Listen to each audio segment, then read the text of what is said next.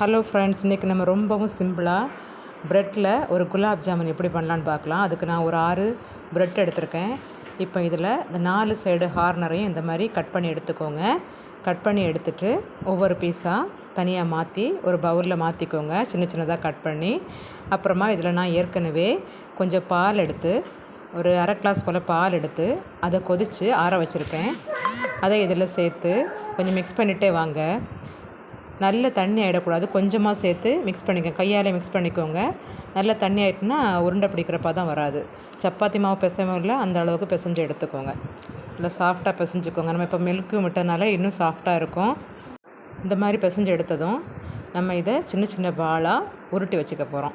சரிங்க, பாருங்கள், சப்பாத்தி மாவு பசத்தில் வந்தாச்சு. இப்போ நம்ம சின்ன சின்ன பாலாக உருட்டி ஒரு வானொலியில் எண்ணெய் விட்டுக்கோங்க. எண்ணெய் சேர்த்து அது சூடானதும் இந்த பாலெல்லாம் அதில் போட்டு நம்ம பொரிக்க போகிறோம். இங்கே பாருங்கள், ஹை ஃப்ளேமில் வச்சிங்கன்னா பக்கத்தில் நின்றுக்கோங்க. தூரமாக போனீங்களா ஸ்லோ ஃப்ளேமில் வச்சே போகிறீங்க, ஏன்னா அது கருத்துரும். இந்த மாதிரி பொன் நிறமாக வரணும், கொஞ்சம் ப்ரௌனிஷாக நல்ல கோல்டன் கலரில் வந்தோடனே இதை நம்ம எடுத்து மாற்றி ஒரு பிளேட்டில் மாற்றி வச்சிடலாம். இதுக்கு நம்ம இப்போ சீனி பாகு தயாரிக்க போகிறோம். அதுக்கு நான் ஒரு 4 ஸ்பூன் சுகர் எடுத்திருக்கேன்.